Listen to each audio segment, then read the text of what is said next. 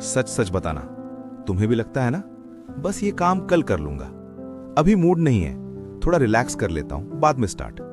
और देखते ही देखते दिन खत्म, फिर हफ्ता, फिर साल, और एक दिन दिमाग में एक अजीब सा रिग्रेट आता है, मैं कहीं पीछे तो नहीं रह गया। इस किताब का ऑथर एक बात बहुत क्लियर बोलता है, लाइफ प्रॉब्लम्स की वजह से वेस्ट नहीं होती, लाइफ कल बोलने की आदत से वेस्ट होती है। और आज हम यही बात तोड़ तोड़ के समझेंगे। कोई मोटिवेशन का ड्रामा नहीं, बस सच। ऑथर अपनी लाइफ का एक रियल एग्जाम्पल देता है। उसका ईमेल सिस्टम क्रैश हो गया, बिजनेस का सबसे इंपॉर्टेंट पार्ट बंद हो गया। चाहता तो कंप्लेन करता, ब्लेम करता, पर उसने क्या किया? उसने अगली इंपॉर्टेंट चीज शुरू कर दी, इस किताब को लिखना। और यहीं से एक ब्रूटल ट्रुथ आता है, लाइफ रुकती नहीं है, हर सेकंड हम डेथ के थोड़ा और पास जा रहे हैं। इसलिए किताब कहती है, तुम क्या कर रहे हो ये उतना मैटर नहीं करता, तुम आज क्या कर रहे हो वही डिसाइड करता है कि तुम एक साल बाद कहां होगे। और यहीं से पूरी फिलॉसफी आती है, do it today not tomorrow. Author एक मूवी का डायलॉग याद करता है, you are not your job, you are not your bank balance. फिर एक सवाल उठता है, अगर हम जॉब नहीं हैं, पैसा नहीं है, तो हम हैं कौन? जवाब बहुत सिंपल है, हम अपने एक्शंस हैं। जो तुम रोज करते हो वही तुम्हारा कैरेक्टर है, वही तुम्हारी लाइफ है।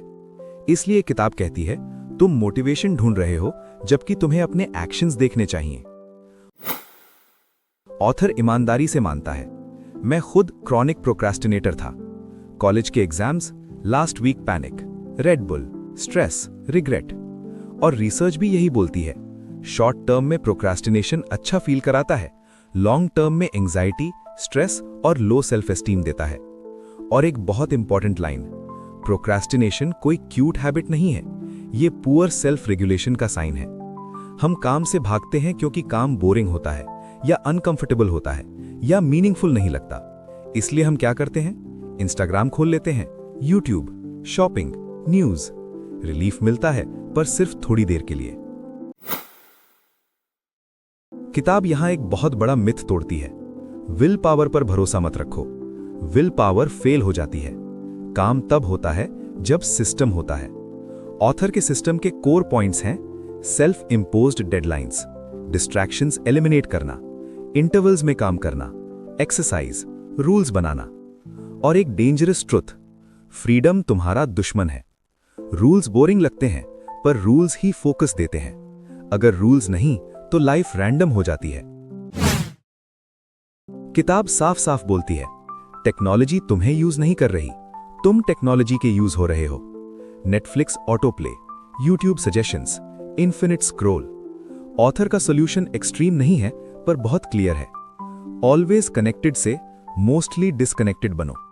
इंटरनेट एक टूल है, लाइफ नहीं। और एक हार्ड सवाल, डेथ बेड पर कोई ये नहीं बोलेगा कि काश मैंने और रील्स देखी होती।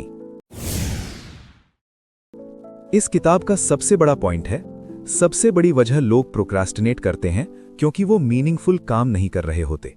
जब ऑथर ने राइटिंग शुरू की जो उसे सच में पसंद थी, प्रोक्रास्टिनेशन अपने आप कम हो गई। इसलिए किताब कहती है, सिर्फ प्रोडक्टिव मत बनो, इफेक्टिव बनो। जो मैटर करता है वही करो। प्रोक्रास्टिनेशन एक सिग्नल है, इसे इग्नोर मत करो। तो इस पूरी किताब का कोर मैसेज एक लाइन में है, लाइफ का कंट्रोल मोटिवेशन से नहीं, आज एक्शन लेने से आता है। आज रात सिर्फ एक काम करो, जो सबसे इंपॉर्टेंट काम तुम अवॉइड कर रहे हो ना, उसे आज थोड़ा सा शुरू करो। परफेक्ट नहीं, बस स्टार्ट। क्योंकि कल कभी आता ही नहीं, लाइफ हमेशा आज होती है।